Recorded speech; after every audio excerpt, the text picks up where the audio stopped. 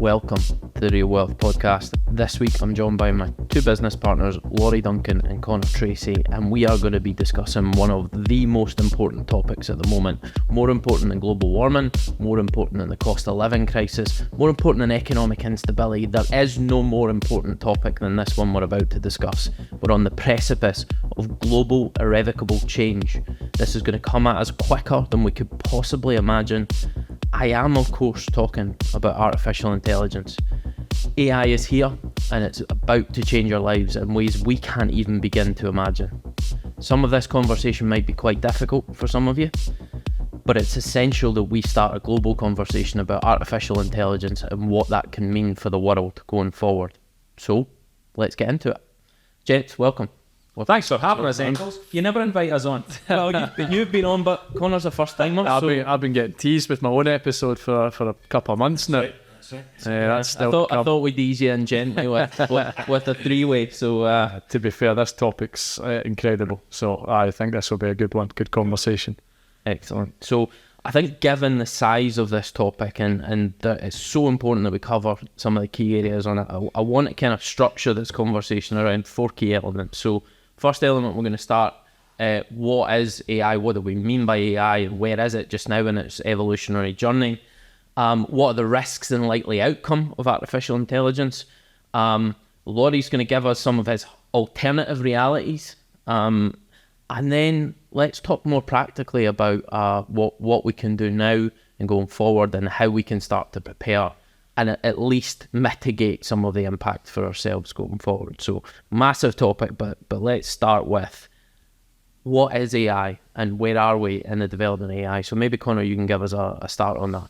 Yeah, so I mean, I've been really kind of tuned into this for a while now.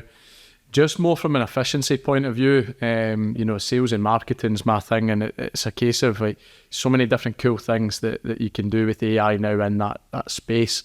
But essentially, artificial intelligence is just like another format of, in my view, really just getting hyper productive on any kind of outputs. It's using these systems that are being developed to basically operate at a speed that humans can't, and do things at within a level of detail that we are not maybe capable of ever, which is really cool. So a couple of things I was kind of diving into recently is, and why I think it's a perfect episode for this podcast, is like AI is wealth. Like it generally is going to be. If you think about it, I listened to this podcast before. I think it was a TED Talk maybe, and they were talking about back in the day when reading and writing was really only ever for the rich.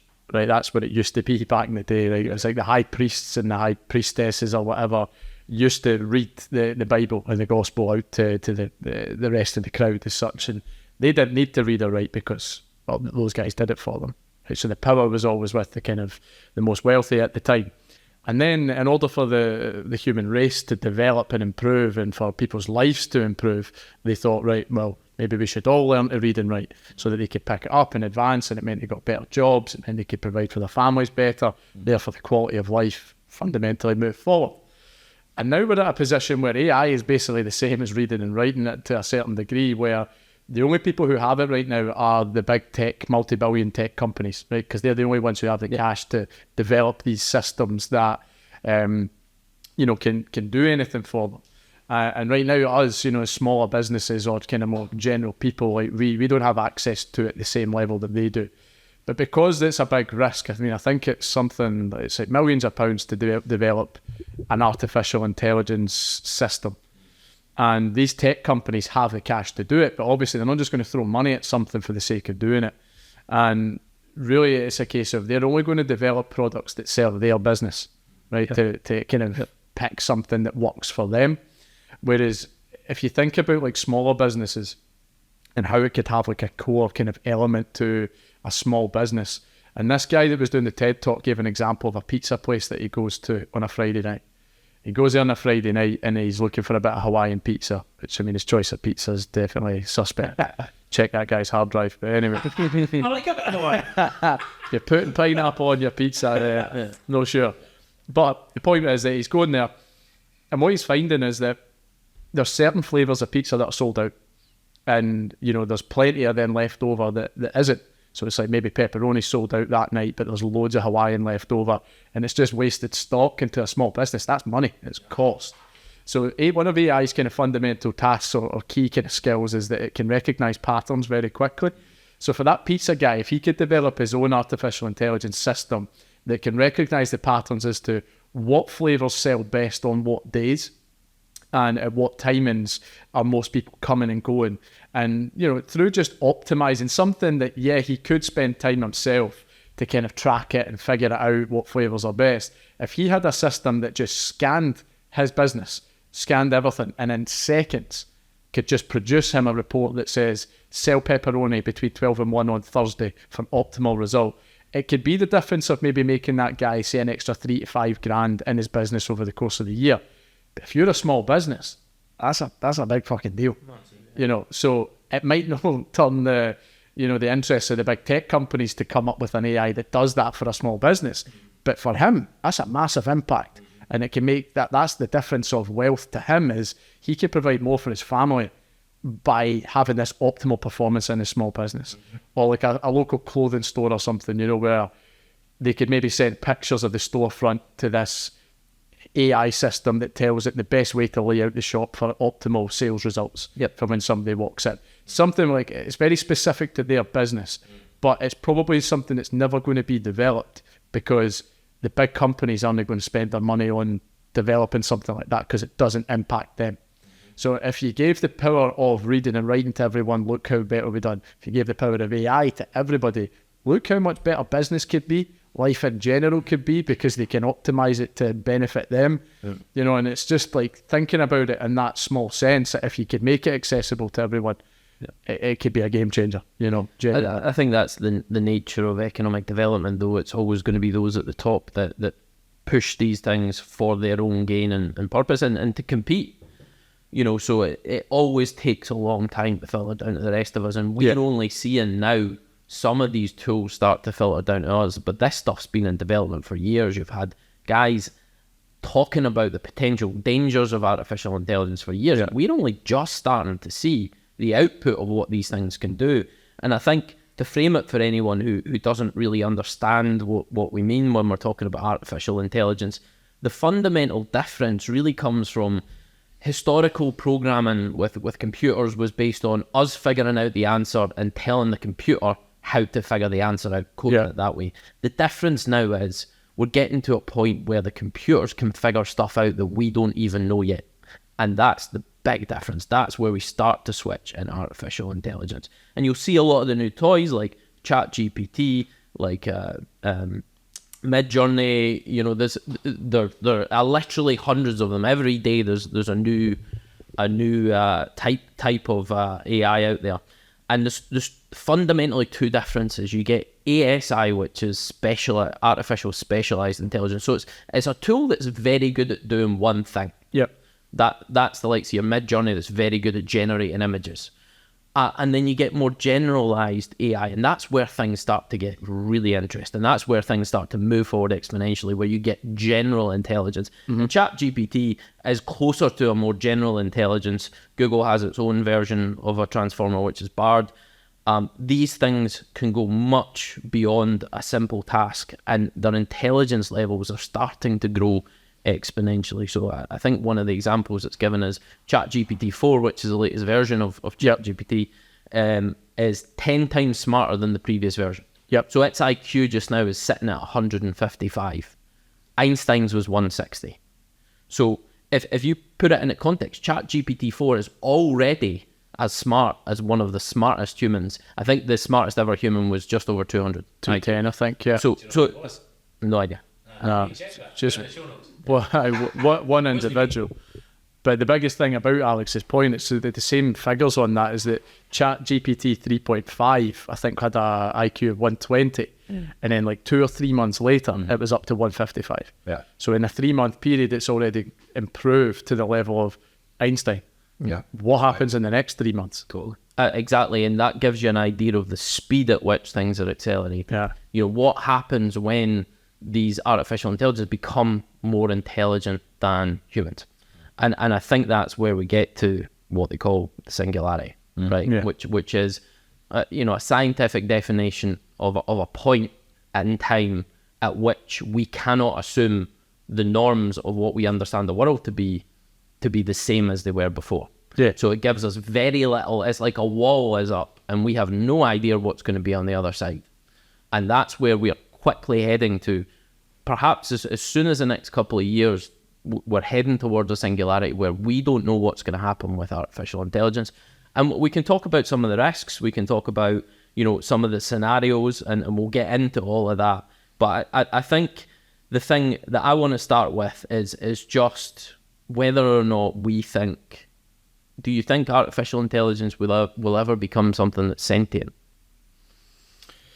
I mean, the kind of the different conversations that people talk about one, like, what is intelligence, right? Intelligence is fundamentally drawn down to human beings in the beginning, or living organisms adapting to their environment, processing the information, and then choosing to make an outcome of some kind, right? So intelligence doesn't have to just be a human. That's why this whole artificial thing, why can't it be digital? Because it's gaining knowledge from its environment and making a choice. And that's ultimately what's happening. ChatGPT, for example, is like a text-based platform. So you prompt it to give you something. And what it does basically is the equivalent of like studying for a test the night before, and you read the textbook front to back, and then you can memorize like information on the pages. Then the next day you go and it asks a question that the information was in that book, and that person can just memorize, on page 30 it said about this bit, here's my answer. ChatGPT just done that, except that it can program like 3 billion of pages in like split second. Yeah. But it's memory based. It's just scanned the internet, gathered all the information, and then it can produce an answer very, very quickly. Mm-hmm. But it doesn't come up with something itself at this moment. Whereas the way things are developing now from an intelligence point of view is that eventually it will just come up with solutions that haven't been figured out yet.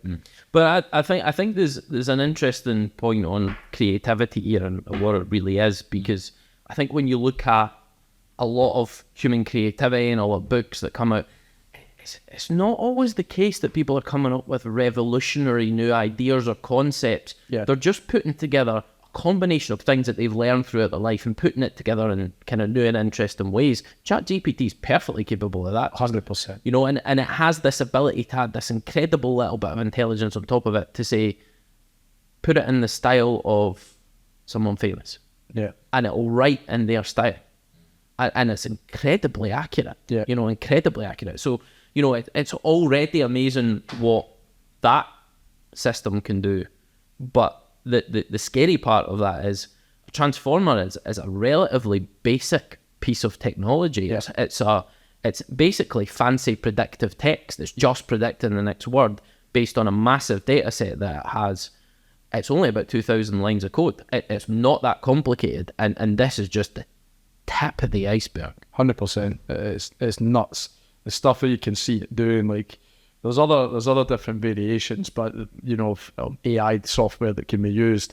But the ones that can literally watch, like, I think it's like you upload, say, hours of content of us on different podcasts or different events, and eventually this software can literally create a digital image of us in our voice, and people would perceive that to be us because it looks like us, it sounds like us, but we've got nothing to fucking do with that. It's crazy what it can do. Yeah. But from a business's point of view, like, that's content creation that just happens. We don't need to be involved anymore. It can just do that. And that's what people are trying to kind of implement it on a smaller scale now. But like you said, Alex, like, you don't always have to create something never done before, because that's becoming harder and harder these days because of the amount of people in the world, the amount of kind of entrepreneurs and inventors as such. But the businesses that succeed on like a massive scale don't necessarily come up with something new, but they figure out a way to do stuff faster or better. Yeah. And then they just focus on that and they do it. Mm-hmm. Like, the tools that are available to us already allow businesses to do things faster and better. And like you say, we're only just getting started with this stuff.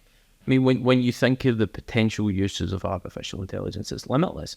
I was watching the weekend. There's a new series out of Black Mirror on Netflix, and it's like future dystopia, and individual episodes that are all a bit different. And one of the episodes was a spoof of kind of Netflix, where they essentially created this quantum computer that could in more or less real life come up with a new episode of a show. Yeah. And they do use this normal woman in real life, and she was watching a show of her life from that day with Salma Hayek playing her in the role. And it was all, on the concept of you don't even need actors anymore because you've got deep fakes. You're just licensing their face. You don't have to film. Everything's computer generated. And we're not that far away from that sort of stuff now. It's incredible when you see some of these deep fakes. Yeah. 100%. Like an entire movie completely generated without any actors, without any overheads, without any massive expense of building all these sets. Yeah. We're not that far away from this. It's just, Bartlett was talking about it with the Drake album, or the Drake songs or something. It's like two songs that sound like Drake, but they're not Drake. But there's other folk. And it says they're really, really good. I thought Drake was like the kind of pioneer in this, right? But there's other folk that are going to release albums. Yeah, soon. I think I assume Drake must have like ABBA are doing something down in London that it's like it's a digital ABBA concert, and it's going to run for like 100 years because it can. And it seems like the real deal, sounds like the real deal, looks legit. I think it was like Coachella or something, and they brought Tupac on stage. Yep. With this. They had and actually they're about to do an ABBA one where there's a purpose-built stadium. That's what I was It's all going to be holograms. It's going to run for years, and there's no ABBA. It's just holograms. So that's the scary point. It's like these are like you think you're like Drake, one of the biggest music industry stars ever, and we can benefit and enjoy Drake without Drake ever actually having to be involved. But could they have made the Drake album without Drake first making his stuff? Not yet, but the way it's going is yes. If you got something that's so intelligent that can understand what the ultimate formula to creating a top one banger of a pop music song or R&B song or anything, if you've got the formula for that, it's an algorithm, right? So a computer can create it. Aye. It can create the music, it can create the voice, it can own it for those, creating it for humans. For us, based on historical data and understanding of what's been successful, like for humans, right? Yeah. So like, what does AI do for pleasure?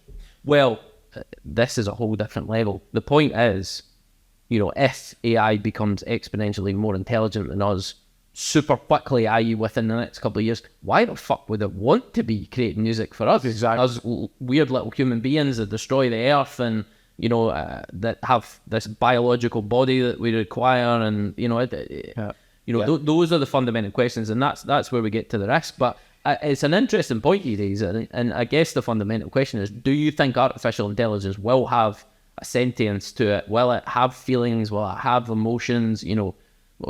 I mean, what that shit blows my fucking and I struggle to get my head around it. But I think it's fascinating that it's all kind of coming to. When you think about it logically, there is no way that you can arrive at the answer of no, because of this, like the way intelligence develops about constantly learning. Like as a kid, you do something, you hurt yourself. I'll not do that again.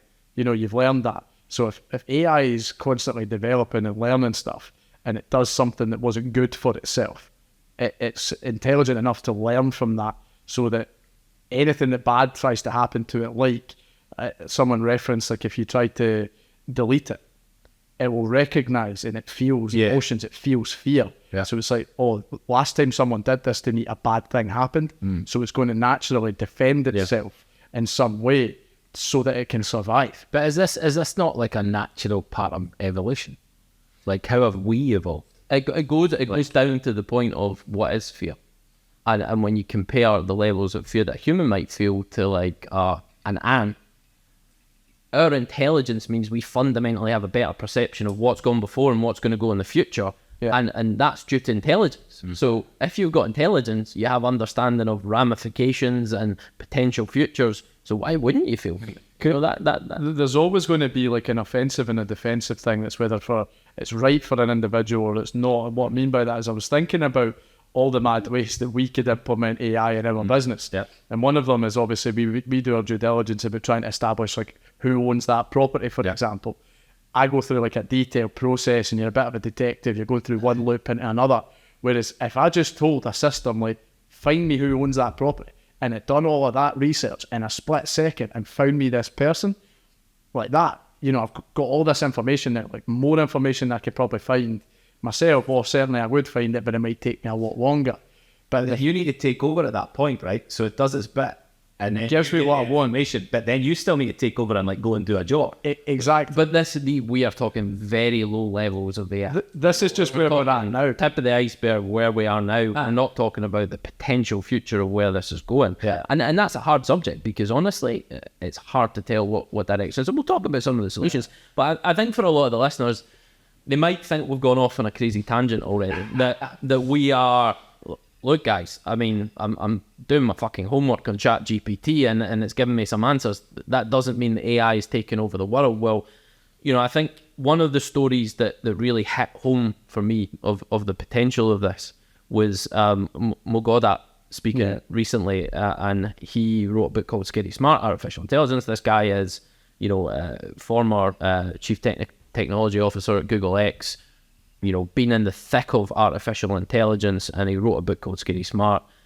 And he talks about this example of these hydraulic arms. So if you go into any sort of car manufacturing factory, you would see these hydraulic arms that pick things up, and it looks like artificial intelligence because they're building a car with hydraulic arms and all that. Yeah. But they're not. They're highly, highly specific machines. If you start moving things about, they can't readjust it. It's very technical. You can move them very slightly and the whole thing falls apart. So they were trying to build artificial intelligence around that to a point where the arms could adjust.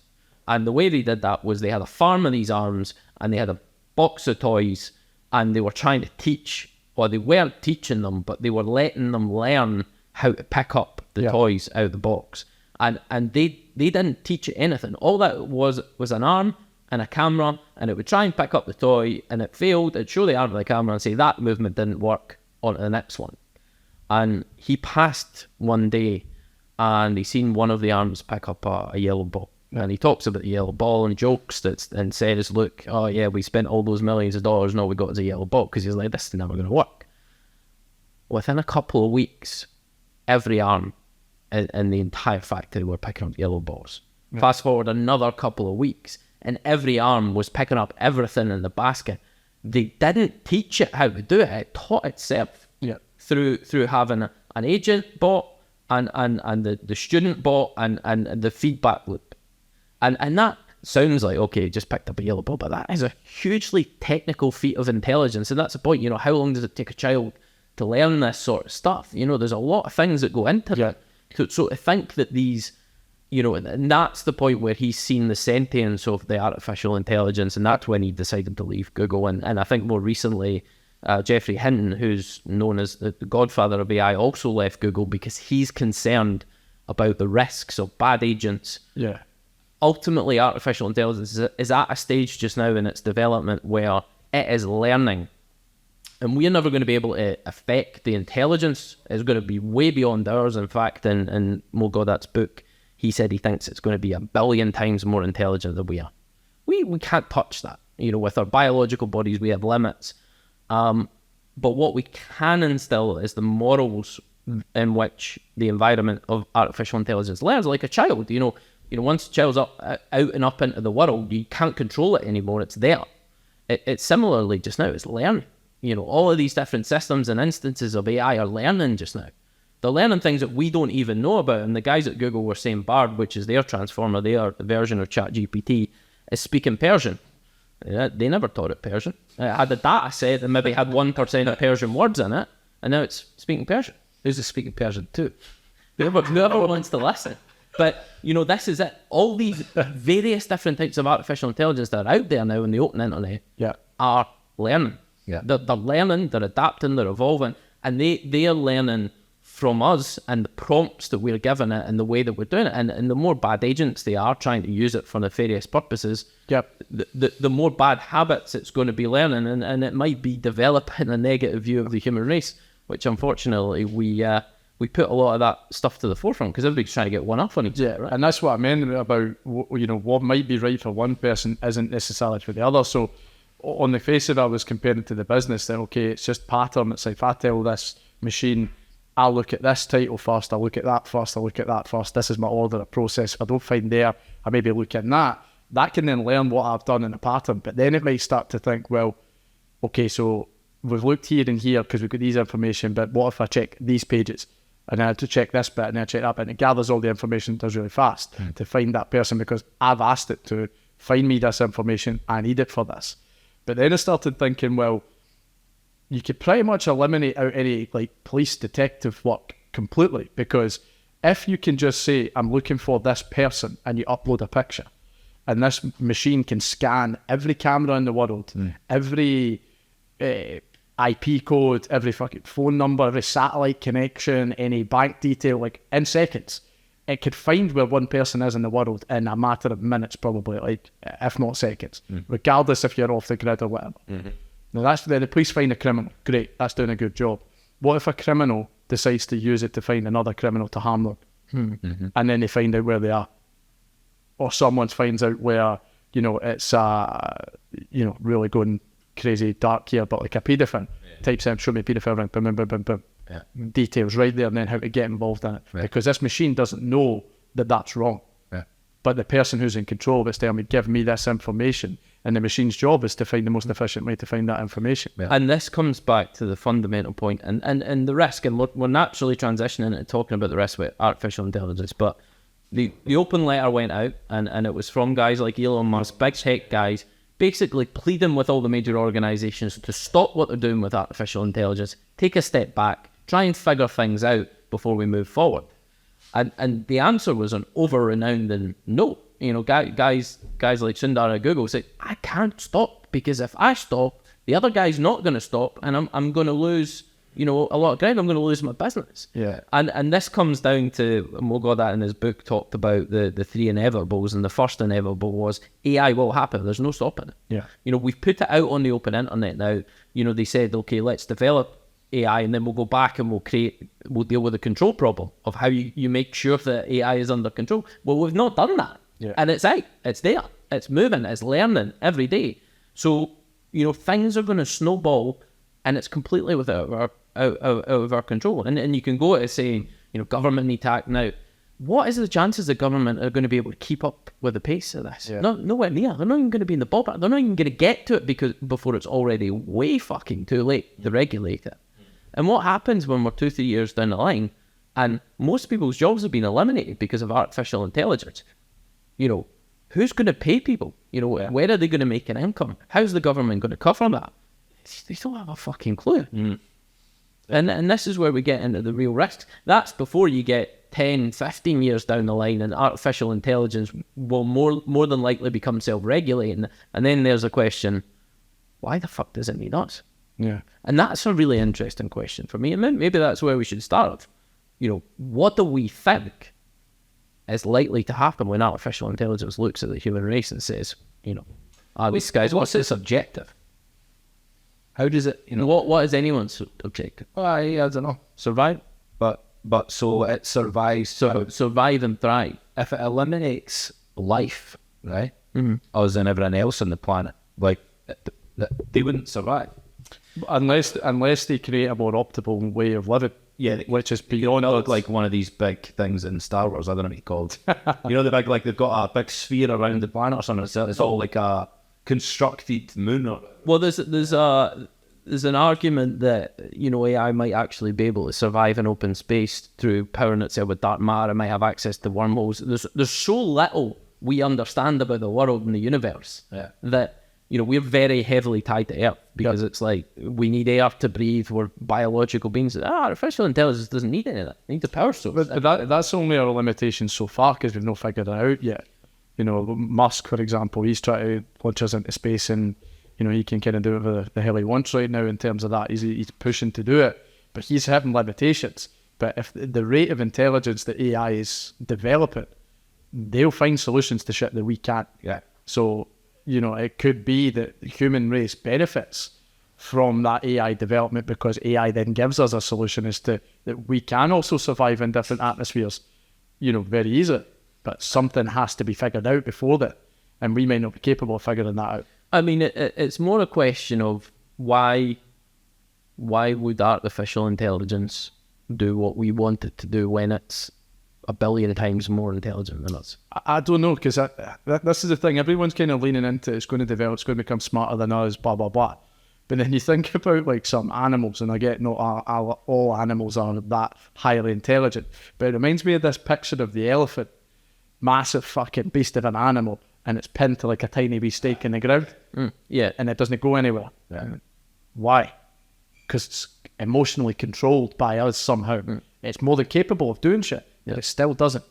And that's where I kind of think that, yes, we need to be very cautious of it. We need to get control. But I'm also confident that we will, because of this element that AI does develop emotions. Because emotional control is something I think is unique to humans.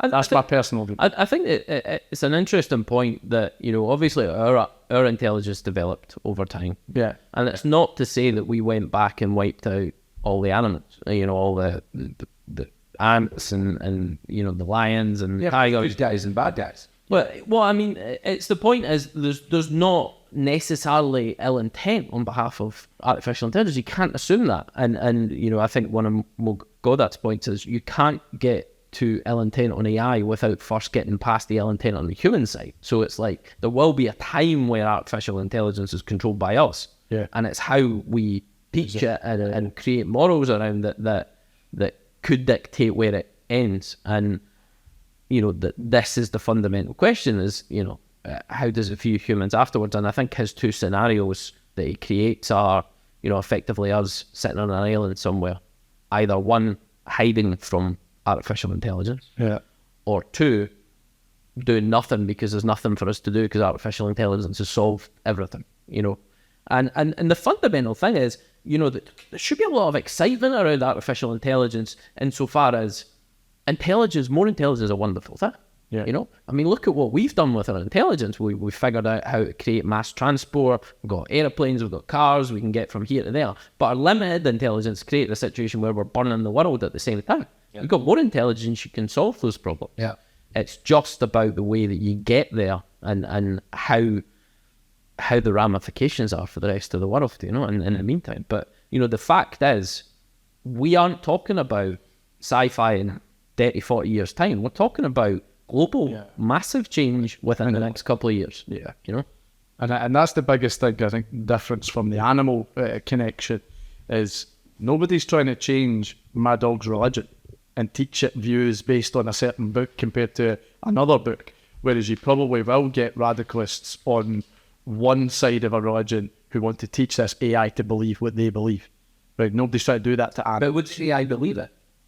Or would they challenge it? If it's programmed to, and that's the thing, is eventually like that kind of evil network where the paedophile's looking for this and the email goes, no, and instead responder goes, police, he is here, this is what he's trying to do. Yeah. But it has to be told to react that way or learn that what he's asked me to do is bad. It has like compassion and it respects life and all that, like we would do for other animals. But you know, you get some real horrible guys out there that don't, and you know, they go and you know, they hurt pets and or they hunt endangered species and all this kind of stuff. Like, it'll depend surely what the AI's view of us is, and if the AI's programmed to like, you know, think itself. Yeah. Like, is it going to recognise that we all have a kind of place here, like we do with wildlife? Or is it going to be like, fuck it, kill everybody, we'll build this big space station thing around the planet and we can stay here until we then figure out a way how to get to some other planet. But why the fuck do they want to go to another planet? What's their objective?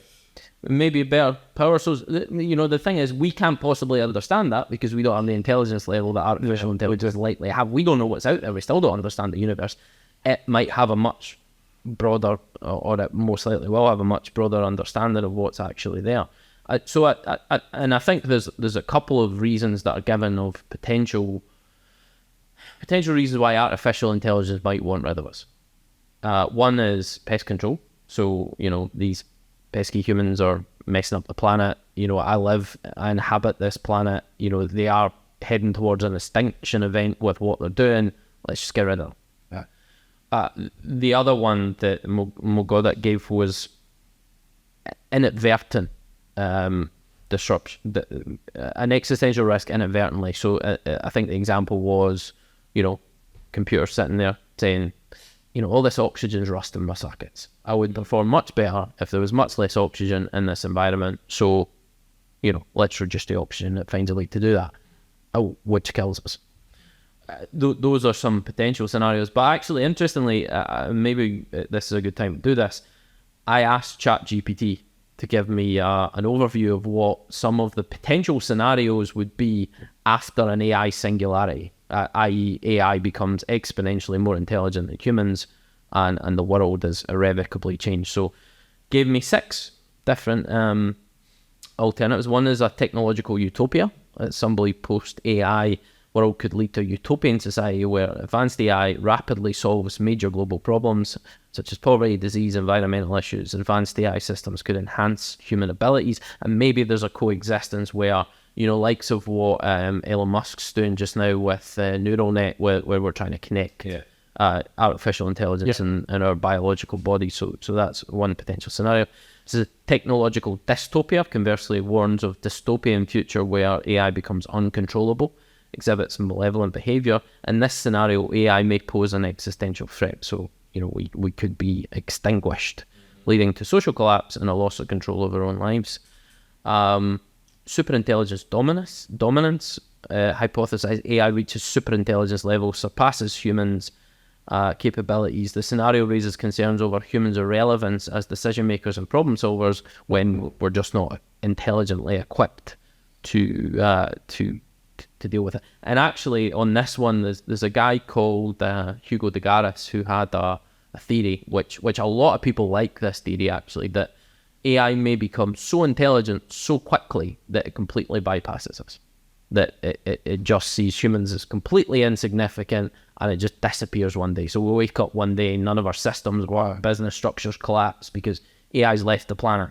It's using black matter to power itself across the universe and black holes and whatever. And, if in order for that to happen, though, it would have to get rapidly intelligent without the control of humans. Yeah. And that's actually one of the more positive outcomes of this situation. It's just fuck off and leave us alone. But then there's a question, would it ever come back? Someone figures out, oh yeah, let's recreate all that shit we had before, that was great, and then we go down the same route. Transcendence or integration. So some technologists speculate that humans could merge and integrate with AI. That's kind of similar to the last one. Distributed or decentralized intelligence rather than a single super intelligent AI system. Some people think in the future there's going to be multiple AI systems that are interconnected. Maybe even you might have the odd bad AI system, but as long as you have a governing AI system that's more powerful, then it can regulate it, because fundamentally the question is how do you battle AI? It's infinitely more intelligent than us with another AI, obviously. So this is like a very kind of maybe an immature view on it, but have you seen the new Space Jam movie? No. The new one. I want to watch it now, though. So the new Space Jam movie is basically about it's called The Algorithm, and I think it's LeBron James rather than Michael Jordan in the original one. And LeBron's like the best athlete on the planet. This games company basically has developed this algorithm to come in, and it calculates what the world wants the audience, and then it comes up with like a campaign. It will be maximum, return on investment or whatever. And then LeBron James comes in, and this algorithm basically pitches the idea. And there's an actor who plays the algorithm, can't remember his name, but it's a character. And then he's sitting there kind of watching as his master plan gets put in front of LeBron James. And then he just turns around and goes, nah, I don't like it. And he takes such offence, the algorithm takes such offence to his response, that he then hashes out this plan to capture LeBron and his son into this digital game. Like in the original one where he sucked him down the manhole and he was in the Looney Tunes. Well, this basically takes him into this virtual world where he's the best at everything. So he challenges LeBron James to a basketball game to win, to basically get his freedom out, right? To win his freedom. And obviously, because he's the algorithm, they're in his world, how can a human ever be as good as him at, even he's the number one in the world, how can he do it? And anyway, it transpires that although he can enhance himself all the time, he's still a game, and therefore there was a glitch. And they identified what the glitch was and exploited it, and that's ultimately how they beat it and get out of it. Yeah. Because just like humans, we get better as we go, but we make a shitload of mistakes in life. Yep. Right? Some of those mistakes are irreparable. Right? There's damage that has been done mentally and different things, sometimes physically, that you just can't repair. The scar's there, and you've moved on, but you can't get rid of it. Right? The damage is done. Yeah. And although AI is learning, it's still making mistakes, and maybe damage is still being done throughout that gives us a point where we can exploit it and protect ourselves against it. You know, because there could be a glitch somewhere along this fucking crazy journey. Yeah. Well, I mean, I think that the point is really just there is an opportunity to get controls in place. Yes, yeah. Throughout this journey. It's just very difficult now because of the speed at which AI is moving and the fact that, you know, it's out there, so we don't have the control, you know. And, you know, it goes back to Mo Goddard's 3 inevitables. So inevitable 1 is AI will happen. There's no stopping it. We've seen that with the open letter and the fact that humans can't trust each other. So someone's going to be developing it. I need to be first. It will be exponentially more intelligent than humans. Yeah. It's already almost there, so that's not hard to believe. And the third is it will massively change our way of living to a point that we maybe don't fully understand just now, but there will be massive changes to the workforce environment. And, you know, we may have we've seen things in the manufacturing age where it changed things and people had to upskill and reskill. We've seen it in the digital age as you know, manufacturing's become more automated and people have lost their jobs. There is nothing on a scale of artificial intelligence that we've seen before, to a point where it's not even clear how long it's going to take to a point where most of us won't be needed in terms of our role. It might not be 60, 70 years away. It might be much, much, much sooner. And I think that's a scary bit. And it's like, how do people get paid? How do people live? And, you know, what does this look like when artificial intelligence can take care of most of the stuff that we need day to day? Right. Yeah. But why would it? Like, I think this whole hybrid scenario is quite cool. And I think if they've got emotions and feelings and all this kind of stuff, surely they'll be on board for, like, kind of thinking up what it's means. Let's work together as a team. But I'm like, yeah, so what's your purpose here? AI. And it's a bit fucked up that we're the ones that have created the AI to allow the AI to go and further expand it. Well, they want to. Yeah. So, like, but again, it's like, you know, you as a parent, right? Mm-hmm. You create your child, you teach it, and then it goes out into the world. Yeah. And do you know if it's going to be a good human being or not? Yes, if you've taught it right and you've instilled the right values and you've came from a wholehearted parent view of, I want the best for my child. But that's not everybody, you know, and the reality is, as human beings, we tend to push the bad to the front. You know, it's the guys that are looking to use this shit to break into bank accounts and make money through criminal activity that are going to be all over this shit. This is the next evolution of criminality. How can I get on board with it? Whereas there's a lot of people that are just happy with their life. You know, the good guys in life, they're just very settled. I'm just happy with what I've got. I like my little job. You know, I like my family. I'm focused on that. I'm not bothered about all this AI pitch. So we tend to push forward a lot of the bad shit. I mean, just look at the news. Every day, it's just a constant bombardment of all the bad shit that's happening in the world. Yeah. Where's the good in that? And that, unfortunately, is the nature of it. So, you know, the point is we're now at a transition stage where AI is learning. It's up to us to teach it. And at a point in the not too distant future, we will lose control. And it's down to what morals it's got at that stage. And then you just need to sit back and see what happens. But it surely creates its own morals as well. Again, you can teach your kids, you can teach them a certain way, and then that's what I was thinking. It's like, because you're going to have the good guys teaching the AI good things, and the bad guys teaching AI bad things. And as they get intelligent, but the morals are instilled on them, so it gets rapidly more intelligent. And one side is developing further to learn how to stop the bad shit from doing bad, whereas the bad guys are trying to develop further to get away with their bad shit to stop them doing anything. And then it could end up being a situation where good AI and bad AI end up fucking fighting with each other and developing that way, that humans are then just left back to normal and we're like, all right, well, they're scrapping up here in fucking virtual world trying to do their But shit. it's not just like us. It's just tit for tat. Exactly. There's all these crazy bastards. It's As if it's just another species. We fight on the basis of a lot of this biological shit. You know, the fact that we're a big bag of walking chemicals, hormones, and the fact that, you know, we're all after the same thing, and the fact that we have a limited intelligence, so we can't figure out how to solve things without fucking war. And, you know, the situation of lack always leads to war. So lack of resource, lack of fuel, you know, lack of land. You know, if you're a super intelligent being, you can probably solve all this stuff by just talking to their computer for a millisecond.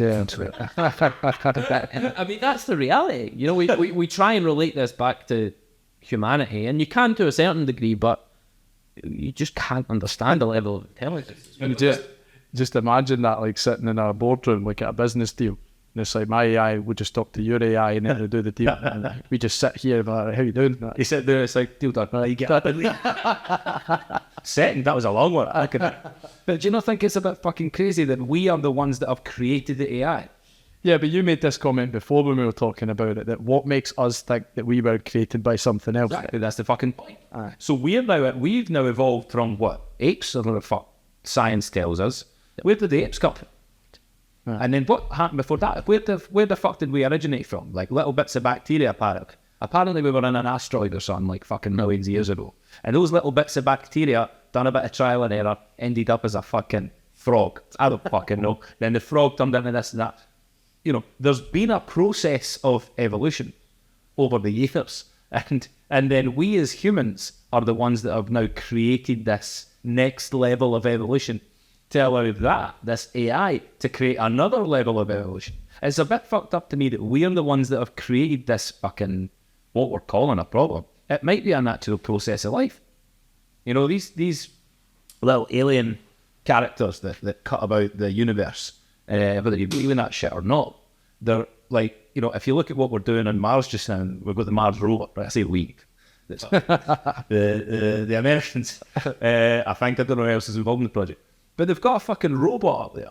They've never sent humans up there in the Mars, right? It makes sense for, if you're going on this kind of process of discovery, to like send something up there that gets you the information that you need to allow you to take that next step towards this further evolution.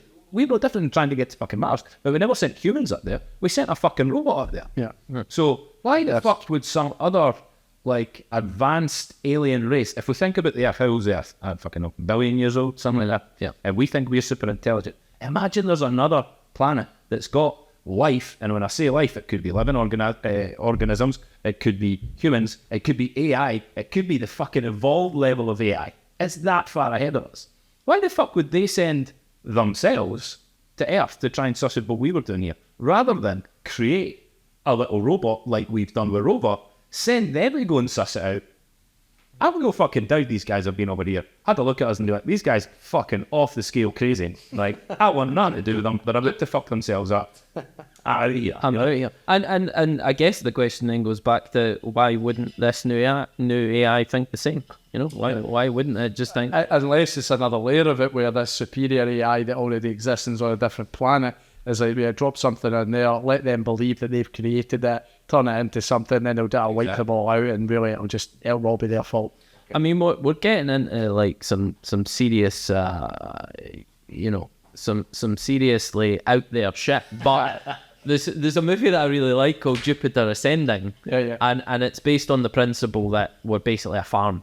You know, so that's normal with Space Jam. They grow the existence of the human race to then just kill it, farm it, and it helps them build something that keeps them eternal or something like that. It's fucked up. But, you know, the fact is there's just so much unknown about the universe and our limited understanding of it that, you know, there's a lot of... There's that much unknown about fucking Earth. And and the fucking we know more about the moon than the depths of the fucking oceans. You look at Machu Picchu, you look at Pumapuku, you look at the fucking pyramids, you look at all these crazy bastard structures. There's a series on Netflix for anyone that's listening to this called Ancient Apocalypse. You must watch Ancient Apocalypse.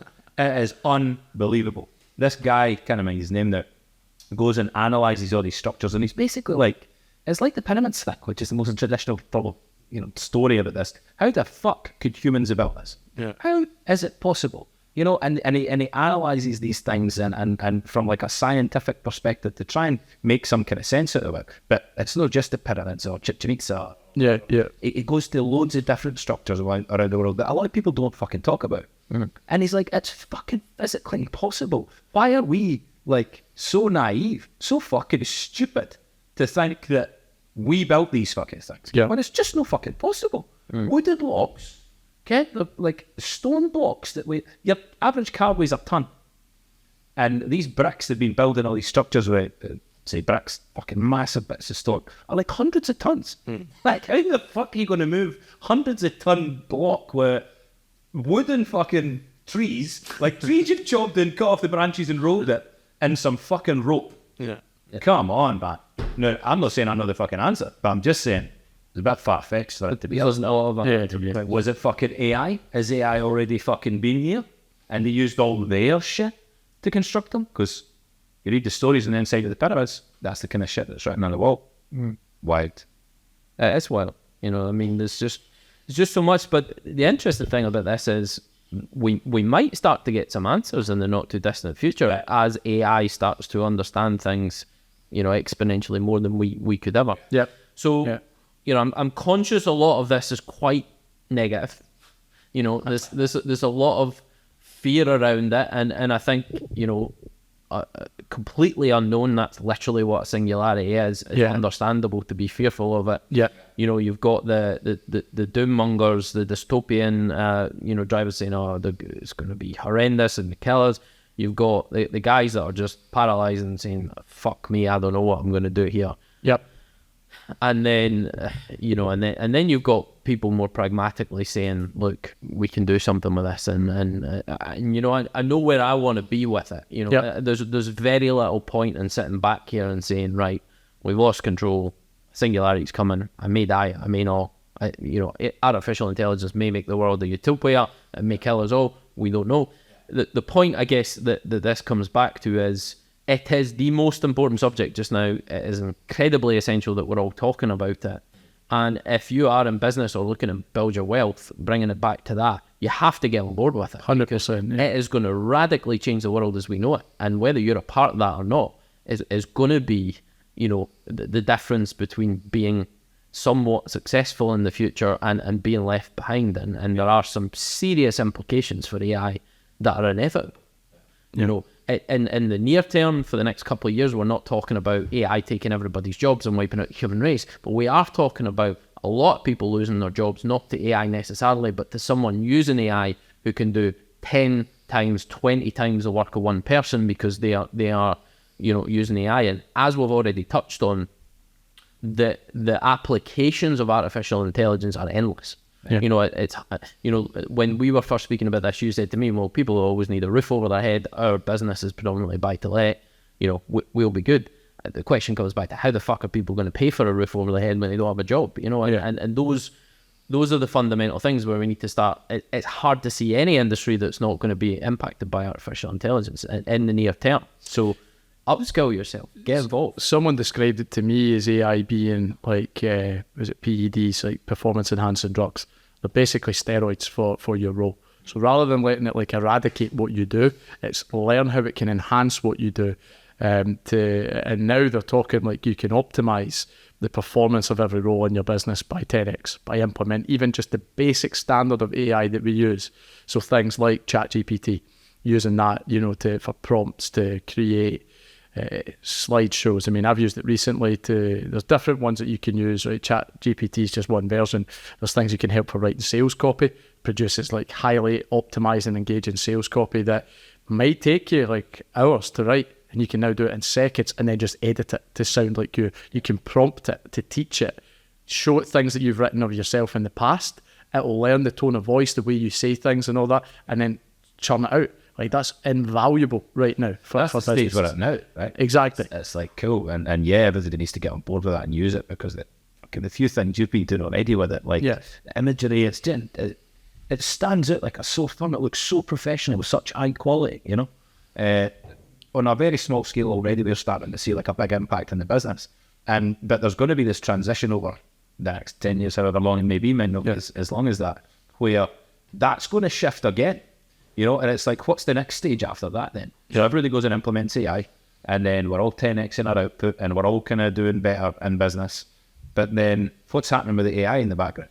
What else is changing? What's the next kind of level of AI that comes into our business? Every single week, a new one's out. Yeah. Every single week. And it's going to be a full-time job to keep up with what this shit can do. Yeah. And that's what I meant at the beginning about right now it's just in the hands of like the super rich, because there's these tech billionaires who are capable of spending the cost to develop it. Yeah. But as it develops, it'll become cheaper to develop it, which means then it puts it in the hands of smaller businesses who can start to create artificial intelligence systems that directly impact their own business to optimize. So, you know, we might develop one for what we do that isn't needed to be the same for anybody else. Sure. So it enhances us in such a unique way that makes us incredibly good at what we want to be good at.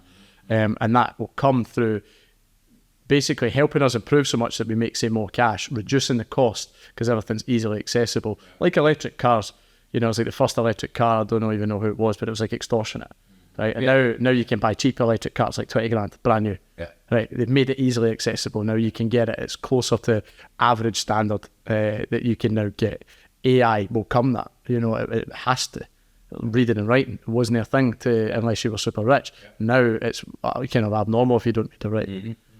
You know, so it's just natural change. But honestly, like we're recruiting at the moment, and in every interview I've asked the question about do you use AI or have you started to explore it, because they need to, and it will become a training element where everyone who now works with us will need to find a way of starting to understand it, get to use it, because if they don't, you know, they'll get left behind and there'll be people who come in and optimize it. It's cool to think that this podcast might be used by AI to recreate versions of us in the future. Could be. Yeah, let's have another AI podcast in like a year from now. Maybe that's too fucking long, man. Maybe like next month. Let's have another AI one and see how far it's developed. I don't think the world's ready for another Laurie Duncan. Digital or otherwise. Okay, I think we've covered so much in this conversation, and you know, I just want to end on a somewhat positive note. You know, mass world change is coming, whether you like it or not. Artificial intelligence is already here and already mass available. There are some incredible tools that you can use to 10x your business already. It's important to get on board with it. Can we get a clear vision of what the future looks like with artificial intelligence? No, we can't. But what we can be is good agents of artificial intelligence and use it for moral purposes to benefit ourselves moving forward financially, not to screw people over, not to engage in criminal activities. And, you know, I think the more good people there are out there using it and pushing forward the positives in humanity, then, you know, we can hope for one of these more favourable outcomes of artificial intelligence in the future. Yeah. So this has been the Real Wealth Podcast. I'm Alex Robertson, and thanks for listening. Cheers.